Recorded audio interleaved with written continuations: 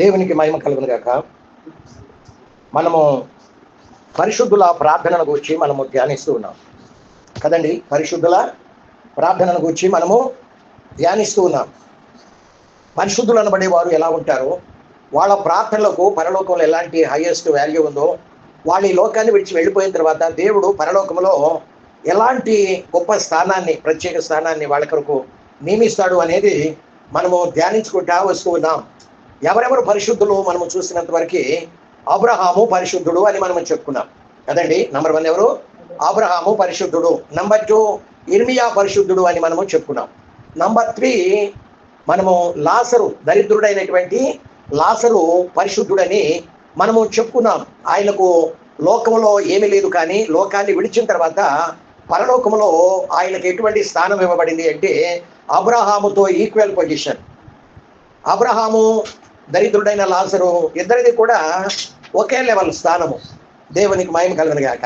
భూలోకంలో ఉన్నటువంటి levels పరలోకంలోకి వెళ్ళిపోయేసరికి levels అన్ని తారుమారు అవుతాయి. యేసు ప్రభు అన్నాడు సువార్తల్లో, మొదటి వారు కడపటి వారు అవుతారు, కడపటి వారు మొదటి వారు అవుతా ఉంటారు అని. కాబట్టి నిశ్చయముగా మనము జీవించే భూలోకంలో ఈ కొద్ది కాలం ఇప్పటి వరకు మనం చెప్పుకున్న రీతిగా 20 సంవత్సరాల వయసులో మనం రక్షించబడ్డాం. 70 సంవత్సరాల వయసు వరకు మనం బ్రతుకున్నాం. అయితే ఈ మధ్య 50 సంవత్సరాల ఈ జీవితాన్ని ప్రభు కొరకు మనము త్యాగపూరితంగా, పరిశుద్ధంగా మనము ప్రార్థన చేసుకుంటూ, పరిశుద్ధంగా ప్రాణాత్మ దేహాలని కాపాడుకుంటూ, దేవునితో కనెక్టివిటీ అయ్యి నిరంతరము కనుక మనము అలాగూ జీవించినట్లయితే పరలోకములో మనకు సముచితమైన స్థానం ఇవ్వబడుతుంది అని మనము చెప్పుకున్నాం. 4వదిగా ఎవరు?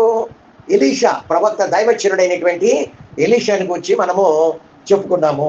ఆయనకు దేవుడు మంచి వరం ఇచ్చాడు, స్వస్థపరిచే వరము ఇచ్చాడు. అంతేకాకుండా దేవుడు ఆయనకు సమస్తము కూడా ఎప్పటికప్పుడు బయలుపరుస్తూ ఉంటాడు. ఆయన మనోనేత్రం ఏం చేయబడింది? వెలిగించబడింది. దేవుని యొక్క సమస్తం జరగబోయే సంగతులన్నీ, విషయాలన్నీ కూడా దైవచనుడైనటువంటి ఎలీషాకు దేవుడు ముందుగానే బయలుపరుస్తూ ఉంటాడు. సిరియా సైన్యం అక్కడికి మన్నించాలి. ఆ యొక్క మరి నయమాను స్వస్థత పొందుకున్నాక 800 కిలోల వెండి, 1,20,000 రూపాయల ఖరీదు చేసే బంగారం, 10 దుస్తులు బహుమానంగా తీసుకుని వచ్చి ఇస్తుంటే దైవచనుడు అంటున్నాడు, నేనేమియో తీసుకొనను. బలవంతం చేసినప్పటికీ కూడా బ్రతిమిలాడిన, బైబిల్ ఏం చెప్తుంది అంటే నయమాను దైవచనుడిని ఎంతో బ్రతిమిలాడాడట. ఎంతో బ్రతిమిలాడినప్పటికీ కూడాను దైవచనుడు ఆయన అంటున్నాడు, చదువుకుందాం ఆ మాట. రాజుల 2వ గ్రంథము 5వ అధ్యాయము 16వ వచనం 4వ లైన్లో మనము 3వ లైన్లో చదువుకుంటే, యెహోవా జీవము తోడు నేనేమియో తీసుకొననని చెప్పెను. నయమాను అతనిని ఎంతో బతిమిలాడినను అతడు ఒప్పకపోయెను కదండి. ఎందుకంటే ఆ వ్యక్తి అసలే అన్యుడు, సిరియా దేశపు సైన్యాధిపతి, సిరియనుడు, అన్యుడు. ఇక్కడ యెహోవా దేవుని యొక్క ప్రవక్త ఉన్నాడు, ఆయన ద్వారా నాకు స్వస్థత కలిగింది, ఆయన ఏమి అడిగినా దేవుడు ఆయన ద్వారా చేస్తున్నాడట, కాబట్టి నేను వెళ్ళి అక్కడ ఆయన దగ్గర నిలబడితే స్వస్థత పొందుకొని తిరిగి వస్తాను అన్నటువంటి భావనతో వచ్చాడు. ఆయన యోర్దాను నదిలో మునిగాడు, స్వస్థత పొందుకున్నాక ఆయన ఏమంటున్నాడో తెలుసా? 15వ వచనం చదువుకుందాం. 5:15. అప్పుడు అతడు తన పరివారముతో కూడా దైవజనుడి దగ్గరికి తిరిగి వచ్చి దైవజనుడు ముందర నిలిచి, చిత్తగించుము, ఇశ్రాయేలులో ఉన్న దేవుడు తప్ప లోకమంతటి యందును మరి ఒక దేవుడు లేడని ఇప్పుడు తెలుసుకున్నాను అంటాడు. చూసారా? అంటే రక్షించబడ్డాడు. స్వస్థత ఆయన ఏం చేసింది? ఈయనే నిజమైన దేవుడు అని మారు మనసు రక్షణ పొందటానికి వీలు కలిగినట్లు మనము చదువుకుంటా ఉన్నాం. అటువంటి అన్యుడు క్రొత్తగా రక్షించబడ్డాడు. అటువంటి వ్యక్తి ద్వారా ఇప్పుడు బహుమానం కనుక తీసుకుంటే క్రైస్తవులంతా ఇటువంటి వాళ్ళే, ఈ డబ్బు కోసం ఈ స్వస్థతలు చేస్తారనుకుంటా అని అనుకునే ప్రమాదం ఉంది సుమా. కాబట్టి దైవచనుడికి ఏముంది? దైవ జ్ఞానం ఉంది. ఏమి చేయాలో చేయకూడదో, ఏది తీసుకోవాలో తీసుకోకూడదో ఆయనకి దైవ జ్ఞానం ఉంది. కాబట్టి ఖరాఖండిగా ఏం చేశాడు? దేవుడు ఆయనకు వెండితో, బంగారంతో అవసరమేముందండి కదా. ఆయనకు కావలసినవన్నీ దేవుడు ఆయా భక్తుల ద్వారా సిద్ధపరుస్తున్నాడు. 4వ అధ్యాయము మనము చదువుకుంటే, 4వ అధ్యాయము మనము చదువుకున్నట్లయితే 42వ వచనంలో 42 ఏముంది అక్కడ 42వ వచనంలో? మరియు ఒకడు బయల్షెబాలి నుండి మొదటి పంట బాపతో యవల పిండితో చేయబడ్డ 20 రొట్టెలు గోధుమ పిండి ఏమండి గోధుమ వెన్నులను కొన్ని పండ్లను తీసుకుని వచ్చి దైవజనుడైన అతనికి కానుకగా ఇయ్యగా అతడు జనులు భోజనము చేయుటకు దానిని వడ్డించుమనెను. అయితే అతని పనివాడు 100 మందికి వడ్డించుటకు ఇవి ఎంత అని చెప్పగా అతడు అంటున్నాడు, వారు తినగా ఇంకా మిగులుతుంది అని యెహోవా సెలవిచ్చి ఉన్నాడు కనుక జనులు భోజనము చేయనట్లు వడ్డించుమని మరలా ఆజ్ఞించెను. పనివాడు వారికి వడ్డింపగా యెహోవా సెలవిచ్చినట్లు అది వారు తిన్న తర్వాత మిగిలిపోయెను. కదండి. 41వ వచనంలో 42వ వచనం అనుకుంటా, 42వ వచనం 3వ లైన్లో ఆయన 42వ వచనం అంతట్లో ఒకటి 20 రొట్టెలు కదండి, క్రొత్త గోధుమ వెన్నులు 2, మూడవదిగా కొన్ని పండ్లు తెచ్చి దైవజనుడైన ఎలీషాకు కానుకగా ఇచ్చినప్పుడు దాన్ని తీసుకున్నాడు. కానీ ఇక్కడ బహుమానాన్ని రిఫ్యూజ్ చేస్తున్నాడు. ఇక్కడేమో కానుకను తీసుకున్నాడు, అక్కడేమో బహుమానము రిఫ్యూజ్ చేశాడు. ఎందుకంటే అక్కడ తినుబండారాలు దేవుడు ద్వారా, కాకుల ద్వారా దేవుడు ఏలియాను పోషించిన రీతిగా దైవజనులను అద్భుతమైన రీతిలో పోషిస్తూ ఉంటాడు కదండి. కాబట్టి ఇక్కడ ఇది తీసుకోవటం దైవచిత్తం అని తీసుకున్నాడు. కానీ అక్కడ 800 కిలోల వెండి, 1,20,000 రూపాయల ఖరీదు చేసే గోల్డ్, 10 దుస్తులు అది తీసుకోవటం దేవునికి అవమానం కలుగుతుంది. అసలే అన్యుడు కాబట్టి లేనిపోని అపోహ నేను ఎందుకు పుట్టించాలి అని దాన్ని కరాఖండిగా ఏం చేశాడు? తిరస్కరించాడు. నేనేమియో తీసుకొనను. అతడు ఎంతో బ్రతిమలాడినను ఒప్పలేదు. చూసారా, బ్రతిమలాడేట. అయ్యా దైవజనుడా మీరు కంపల్సరీ తీసుకోవాల్సిందేనండి అంటే అతను ఒప్పలేదట. ఇటువంటి దైవజనులు కావాలని దేవుడు నేటి కాలంలో కోరుతున్నాడు. వేళ్ల మీద లెక్క పెట్టవచ్చు ఇటువంటి దైవజనులు. ఎలీషా ప్రవక్త వలె రిఫ్యూజ్ చేసి ఎందుకంటే మనం గత వారం చదువుకున్న మత్తయి సువార్త 10వ వచనంలో 12 మంది శిష్యుల్ని మరి వాళ్ళని సేవా పరిచర్య కొరకై పంపిస్తూ మీరు ఏం చేయాలి? దయ్యాలను వెళ్ళగొట్టండి, సువార్త ఉచితంగా ప్రకటించండి, స్వస్థత వారికి వరాలిచ్చి పంపిస్తూ మీరు రోగులను స్వస్థపరచండి, ఉచితంగా పొందితిరి కనుక ఉచితంగా ఇవ్వండి. దేవుని స్తోత్రం. ఇది వరం దేవుడు ఎందుకు ఇచ్చాడు? అమ్ముకోమనా కదండి. వరాన్ని దేవుడు ఎందుకు ఇచ్చాడు? వరాన్ని అమ్ముకోమనా? ప్రవచన వరం ఉంది, దర్శన వరం ఉంది. అయ్యా నా గురించి దేవుడు ఏం చెప్తాడు చూసి తెలుసుకొని చెప్పండి కదా, నా గురించి ఏం చెప్తాడో తెలుసుకొని చెప్పండి అంటే దేవుడు చెప్పాలనుకుంటే చెప్తాడు, నువ్వు అడిగితే చెప్పేది కాదు అది కదా. కాబట్టి దేవుడు ఏమియో చెప్పకపోయినానో అనేకులు దేవుడు చెప్పినట్లుగా వాళ్ళు లేనిపోని ఆ మాటలు అక్కడ చెప్తూ ఉన్నారు. ప్రవచనం, దర్శనం కదండి, స్వస్థత ఇవన్నీ కూడా చాలా మంది అమ్ముకోవటం చాలా శోచనీయంగా కనబడుతూ ఉన్నట్లు మనము చూస్తూ ఉన్నాం. దైవజనుడైనటువంటి ఎలీషా మాత్రమే కాదండి, దైవజనుడైనటువంటి అబ్రహాము కూడా ఏమన్నాడు? నీ వాటిల్లో నూలు పోగైనా చెప్పులు వాలైనా నేను తీసుకోను. సొదమ రాజుతో ఏమన్నాడు? కరాఖండిగా చెప్పేశాడు, ఇదిగో నేనే అబ్రహామును ధనవంతుడిగా చేసేదనని నీవు చెప్పకుండాన్నట్లు నీ వాటిల్లో చెప్పుల వారైనా నేను తీసుకొనను. ఇలాంటి వాళ్ళు పరిశుద్ధులు.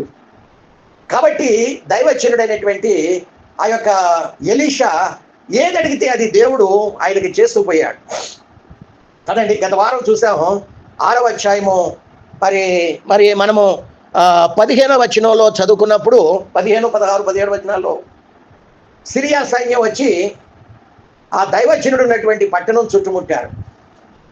పట్టణం చుట్టుముట్టినప్పుడు దేవుడు సమస్తము కూడా దైవజనుడు మోకాండ్ల మీద ఉండి ప్రార్థనలో గడుపుతూ ఉంటే ఆయన భౌతిక నేత్రాలు ముయ్యబడి ఉన్నాయి, కానీ మనోనేత్రాలు ఏం చేయబడి ఉన్నాయి? వెలిగించబడి తెరవబడి ఉన్నాయి.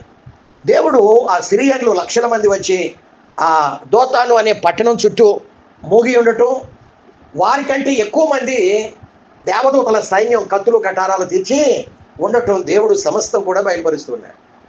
ఆయనకు ఒక పనివాడు ఉన్నాడు గెహాజీ. గందలకడనే లేచి కళ్ళు నలుగుకుంటూ బయటకు వచ్చి చూసేసరికి సిరియన్లు లక్షలాది మంది చుట్టుముట్టేసరికి అయ్యో దైవజనుడా మనం ఏమి చేయదము, నశించాము అని చెప్పి అంటుంటే భయపడకు, మన చుట్టూ ఉన్న సిరియా సైన్యం కంటే ఇదిగో దేవుని సైన్యం అధికంగా ఉన్నారు, భయపడవద్దు అన్నాడు. కానీ వాళ్ళకి ఏం కనబట్టలా కాబట్టి భౌతిక దేహాలు తెరవబడి ఉన్నాయి. ఈ భౌతిక దేహాలతో ఆత్మలు కనపడరు. దేవదూతలు కానీ, దేవుడు కానీ, దేవుని ఆత్మ కానీ ఎవరు కూడా కనపడరు. వాళ్ళు కనపడాలంటే మనోనేత్రము తెరవబడి ఉండాలి. దేవునికి మహిమ కలుగును గాక. కాబట్టి దేవా ఆయన ఏమంటున్నాడు? సింపుల్ ప్రార్థన, స్మాల్ ప్రేయరు. గత వారం మనం చదువుకున్నట్లు రాసుల 2వ గ్రంథం 6వ అధ్యాయం 17వ వచనంలో ప్రార్థన చేస్తున్నాడు.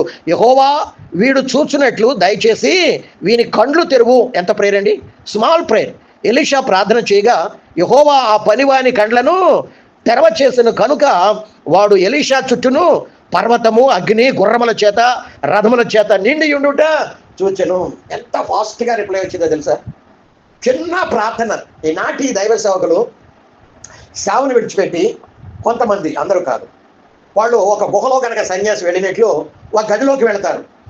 50 రోజులు ఆదివారం కాదు కదా, సంఘాన్ని అసలు పూర్తిగా విడిచిపెట్టి అన్ని ఆదివారాలు, అన్ని శనివారాలు, అన్ని మధ్యలో జరిగే ప్రార్థనా కూటాలు అన్ని విడిచి ఒక గుహలో వెళ్ళినట్లు లోపల గదిలోనికి పోయి ఉపవాస ప్రార్థనని తలుపులు వేసుకుంటారు.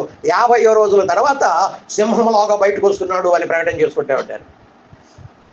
అది వాక్యానుసారం అండి. దేవుడికి సంఘం ఇచ్చినందుకు నువ్వు ఫాస్టింగ్ ఉంటే ఉండు, కానీ ఇక్కడ ఆరాధనలు నడపాలి, ఉపవాస కూటాలు నడపాలి, ప్రార్థనా కూటాలు నడపాలి.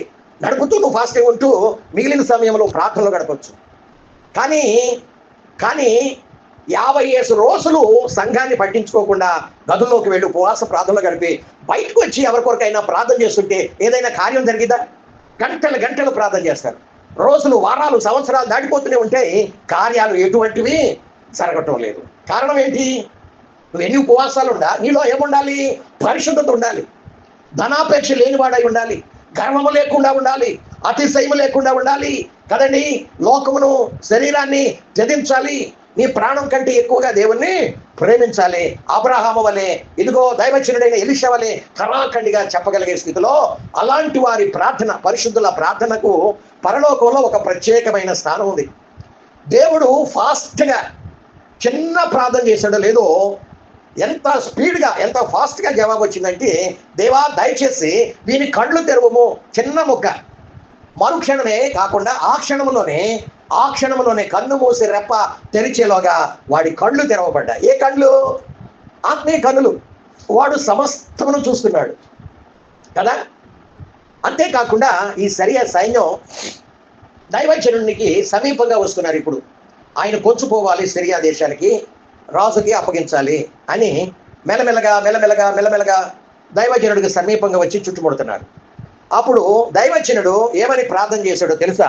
ఏమని ప్రార్థన చేశాడు అని మనం చూసినట్లయితే 18వ వచనంలో ఆ దండువారు ఆ దైవజనుని సమీపించినప్పుడు ఎలీషా ప్రార్థన చేస్తున్నాడు. దేవా ఈ జనులను అంధత్వముతో మొత్తు. ప్రార్థన ఎంత ఉందండి? చాలా స్మాల్. అంధత్వముతో మొత్తు. ఎవరిని? ఈ సిరియా సైన్యం నన్ను చుట్టుముడుతున్నారు, వీళ్ళని అంధత్వముతో మొత్తు అని యెహోవాను వేడుకొనగా ఆయన ఎలీషా చేసిన ప్రార్థన చొప్పున వారిని అంధత్వముతో మొత్తాడట. అడిగితే అది దైవజనుడు పరిశుద్ధుడండి. పరిశుద్ధులు ప్రార్థనకు పరలోకంలో హైయెస్ట్ వాల్యూ ఉంటుందని చెప్పుకుంటున్నా. వాడి లోకాన్ని విడిచిపెట్టి వెళ్ళినా మహిమగల సింహాసనం మీద వాళ్ళకి చోటిస్తాడు. ఒకరోజు చెప్పుకున్నాం కదా, ఎవరో జబదే కుమారుల తల్లి అంటే యాకోబు యోహానుల తల్లి, ఆ తల్లి యేసు ప్రభు దగ్గరికి పరిగెత్తుకుంటూ పోయి, యేసయ్యా నీవు నీ రాజ్యంతో వచ్చినప్పుడు నా పెద్ద కొడుకునేమో కుడి ప్రక్కన, నా చిన్న కొడుకునేమో ఎడం ప్రక్కన కూర్చుని పెట్టుకో అంటే యేసయ్య ఏమని సమాధానం ఇచ్చాడు చెప్పండి? ఏమని సమాధానం ఇచ్చాడు?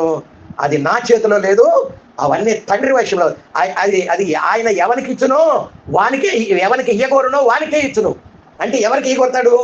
మొట్టమొదటిగా ప్రాణాలని, ఆస్తులు సైతం లెక్క చేయకుండా, నేను మాత్రం 666 ముద్ర వేసుకోను, నిన్ను నేను దేవుడిగా కొలవను, నీ బొమ్మ నా ఇంట్లో పెట్టుకోను, సాగిలపడను అన్నటువంటి వారికి ఆదిమ సంఘ కాలంలోనూ మధ్యలో అక్కడక్కడ దేవుని కొరకు అనేక మంది హతసాక్షులు అవుతున్నారు.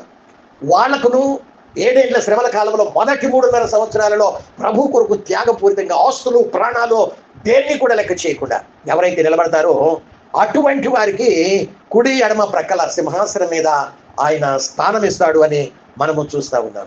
మనం వెళ్ళి లేక మన పిల్లలను తీసుకుని వెళ్ళి యేసయ్యా నీ కుడి ప్రక్కన నీ ఎడ ప్రక్కన నాకు స్థానం ఇవ్వు, లేక నా పిల్లలకి స్థానం ఇవ్వమంటే అది కాదు. మనం జీవించే జీవితాన్ని బట్టి మన స్థానం ఏంటో పరలోకంలో నియమించబడుతూ ఉంది. దేవునికి మహిమ కలుగునుగాక. ఏమని ప్రార్థన చేశాడు? దేవా వీరి కళ్ళు తెరువు అంటే తెరిచాడా లేదా? ఎంత స్పీడ్గా ఫాస్ట్గా రిప్లై వచ్చింది, జవాబు వచ్చింది. దేవుడు వెంటనే కార్యం చేశాడు. సిరియా సైన్యం చుట్టుముడుతున్నప్పుడు సమీపంలో దేవా వీళ్ళని అంధత్వంతో మొత్తు అంటే దేవుడు వెంటనే మొత్తడా లేదా? వాళ్ళు గుడ్డి వాళ్ళై తచ్చెట్లాడుతున్నారు. తచ్చెట్లాడుతుంటే మీరు వెతుకుతున్నటువంటి వ్యక్తి ఇక్కడ కాదు, మిమ్మల్ని ఆ వ్యక్తి దగ్గరికి తీసుకుని వెళ్తాను అని ఆ గుడ్డి వాళ్ళందరినీ, ఆ సిరియా సైన్యం అందరినీ ఎక్కడికి తీసుకుని వెళ్ళాడో? షోమ్రోను పట్టణానికి, రాజుగారు ఉన్న చోటికి, ఆ రాజధానికి తీసుకుని వెళ్ళాడు. అక్కడ తీసుకుని వెళ్ళి రాజు ఎదుట నిలబెట్టి అప్పుడు ఏమని ప్రార్థన చేస్తున్నాడు?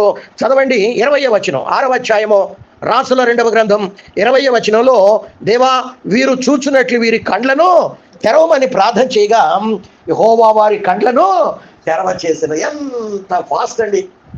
గంటల గంటలో ప్రార్థన చేశాడు. మనం గంటల గంటలు దేవునితో కనెక్ట్ అయి ఉండాలి, ప్రార్థనలో గడపాలి. మన గురించి కాదు, ఇతరుల గురించి. ఎంతో మంది ఆత్మలో నశించిపోతున్నారు, నలిగిపోతున్నారు.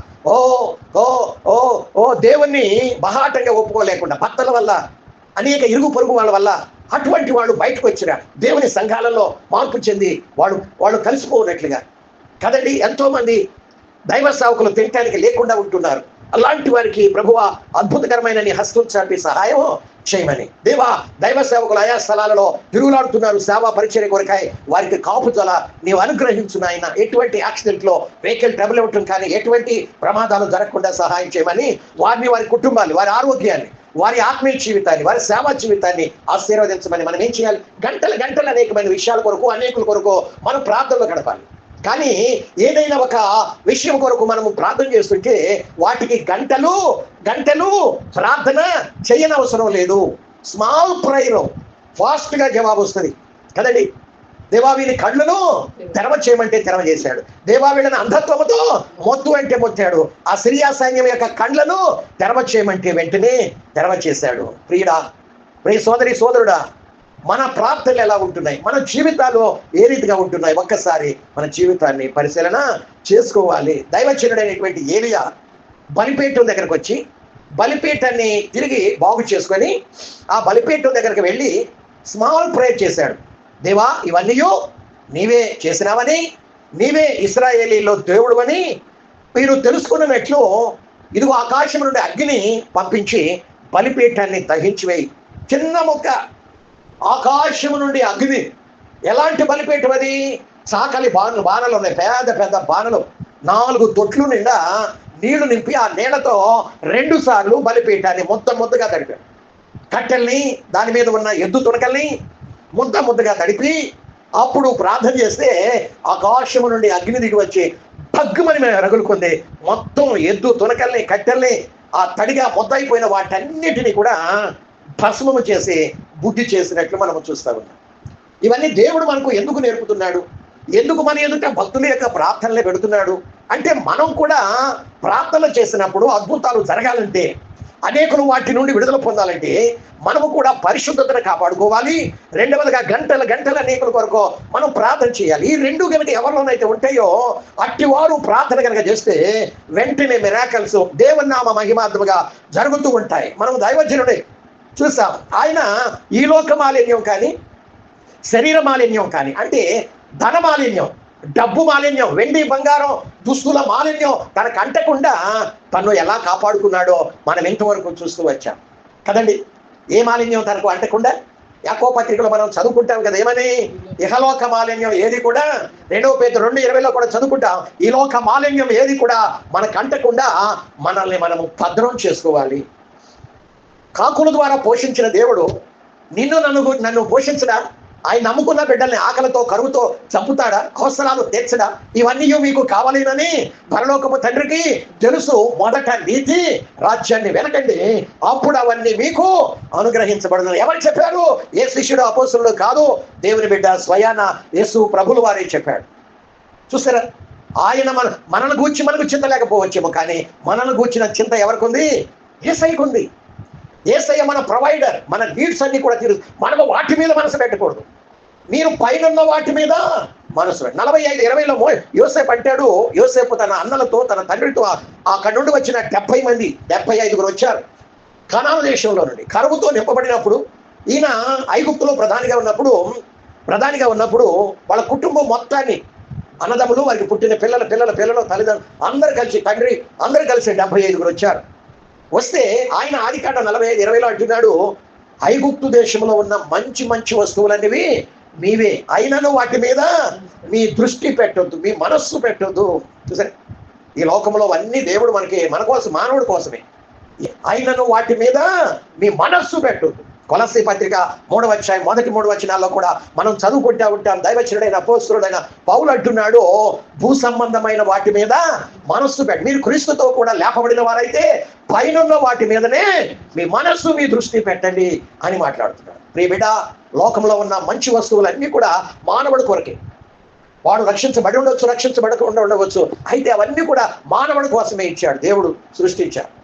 అయితే వాటిని అనుభవిస్తూనే మనస్సు, దృష్టి పైన మాత్రమే ఉంచాలని దేవుని గ్రంథము తెలియచేస్తా ఉంది. దైవచనుడైతే ఇక్కడ ఎలీషా ఏమంటున్నాడు, నేనేమియో తీసుకున్నాను, ఎందుకంటే అది వరం, దేవుడు స్వస్థపరిచాడు, దాన్ని నేను బహుమానంగా ఎట్లా తీసుకుంటానది? అసలే అన్యుడు, ఆయన రక్షించబడినటువంటి వ్యక్తి కాదు. అటువంటి వ్యక్తి దేవుని మీద, దేవుని బిడ్డల మీద అపోహపడే ఆ యొక్క అవకాశం ఉంది అని దైవ జ్ఞానం కలిగి ఏం చేశాడు, అంతకుముందు కానుకను, ఆ పేలాలు, ఆ యవలు, రొట్టెలు అవన్నీ తీసుకున్నాడు, కానుకను తీసుకున్నాడు, అని బహుమానాన్ని మాత్రం తీసుకోలేదు. ఉచితంగా పొందుకుంటారు కనుక నేను స్వయాన నేనే ప్రార్థన చేస్తాను 10,000 ఇస్తే. ఇటువంటి వాళ్ళు పరిశుద్ధులండి. ఇటువంటి వాళ్ళ ప్రార్థన పరలోకానికి చేరుతుందా? దేవుడు చెవులు మూసుకుంటా, కళ్ళు మూసుకుంటానే మాట్లాడుతూ ఉన్నట్లు మనము చదువుకుంటా ఉన్నాం. ఎవరెవరు పరిశుద్ధులో వాళ్ళ ప్రార్థనలకు పరలోకంలో ఎటువంటి స్థానం ఉందో, వాడు చేసిన ప్రార్థనలో చిన్నవైన ఎంత ఫాస్ట్గా జవాబు రాబోతుందో అవి వచ్చే వారం ప్రభు రాకడ ఆలస్యమైతే మనము ఇంకా కొంతమంది పరిశుద్ధులకు వచ్చి ధ్యానించడానికి ప్రయత్నం చేద్దాం. తలలో వంచండి ప్రభు సన్నిధిలో మనల్ని మనము దేవునికి సమర్పించుకుందాం. ప్రాణాత్మ దేహాలు, మొదటి తెస్సలోనికీయులకు రాసిన పత్రిక 5వ అధ్యాయం 23వ వచనంలో దైవచనుడు ఆత్మపూర్ణుడై పౌలు అపోస్తలుడు పలుకుతున్న మాట, యేసు ప్రభు త్వరగా వస్తున్నాడు, ఆయన రాకడ యందు మీరు నిందారహితులుగా ఉంటేనే పరలోకం చేరతారు. కాబట్టి ఏమేమి నిందారహితంగా, పవిత్రంగా, పరిశుద్ధంగా ఉండాలంటే మీ ప్రాణం, మీ ఆత్మ, మీ శరీరం, ఈ 3 పరిశుద్ధంగా ఉండాలి. వీటిలో ఏ 2 పరిశుద్ధంగా ఉండి 1 అపరిశుద్ధంగా ఉన్నా, ఏ 1 అపవిత్రంగా ఉండి 2 పరిశుద్ధంగా ఉన్నా పరలోకానికి కొనుక్కోబడరు. వాళ్ళు పరిశుద్ధులు కాదు. వాళ్ళ ప్రార్థనలకు భూలోకంలో, పరలోకంలో ఎటువంటి సముచిత స్థానం ఉండదు. అటువంటి వాళ్ళ ప్రార్థన దేవుడు చెవులు మూసుకుంటాడు, కళ్ళు మూసుకుంటాడు, వినను చూడను అంటున్నాడు. పరిశుద్ధంగా ప్రార్థన చేస్తే ఆయన అంటున్నాడు, 1 పేతురు 3:12లో, నా కన్నుల నీతిమంతుల మీదను, నా చెవులు వారు చేసే ప్రార్థనల మీదను ఉన్నవి అని మాట్లాడుతున్నాడు. మనం చిన్న ప్రార్థన చేస్తే, హలో కుమారుడా ఎందుకలా కేకలు వేస్తున్నావు, నేను ఈ ప్రక్కనే ఉన్నాను కదా, నేను వింటున్నాను, నేను ఇమీడియట్గా నీకు జవాబిస్తానని యెషయా గ్రంథం 58:9 ద్వారా ఆయన మాట్లాడుతున్నాడు. కొద్ది రోజులే కదా, పరిశుద్ధతను కాపాడుకోలేమా? దేవుడు నిన్ను పోషించడా, మనల్ని పోషించడా? మనము ధనం మీద లేకుంటే శరీరం మీద, శరీర కోరికలు, వాంఛలు, ఆశలు, స్వభావం మీద మనసు పెట్టాలా? లోకంలో ఉన్న వాటిని ప్రేమించుకుడి, అవి తండ్రి వలన కలిగినవి కావు అని దేవుని వాక్యం తెలియజేస్తుంటే, నీకేమైనా ఉందా? అనుభవించు, తృప్తిగా తిను, మంచిగా బట్టలు కట్టుకో, కానీ మనస్సు దేవుని మీద పెట్టు. ఇతరుల కొరకు ప్రార్థన చేయాలి. అబ్రహాము పరిశుద్ధుడు, ఇర్మియా పరిశుద్ధుడు, దరిద్రుడైన లాజరు పరిశుద్ధుడు, ఎలీషా పరిశుద్ధుడు. పరిశుద్ధులు అనబడేవాడు పరిశుద్ధ గ్రంథంలో ఎంతో మంది ఉన్నారు. వాళ్ళ ప్రార్థనలు ఎలా ఉంటాయో, వాళ్ళ ప్రార్థనలకు ఎటువంటి జవాబులు రాబోతున్నాయో, పరలోకం కొనుకోబడితే వాళ్ళకి ఎటువంటి స్థానాన్ని దేవుడు అనుగ్రహించబోతున్నాడో ప్రభు చిత్తమైతే, ప్రభు రాకడ ఆలస్యమైతే వచ్చే వారు జ్ఞాపకం చేసుకుందాం. ప్రేరేపించబడిన వారు ప్రార్థన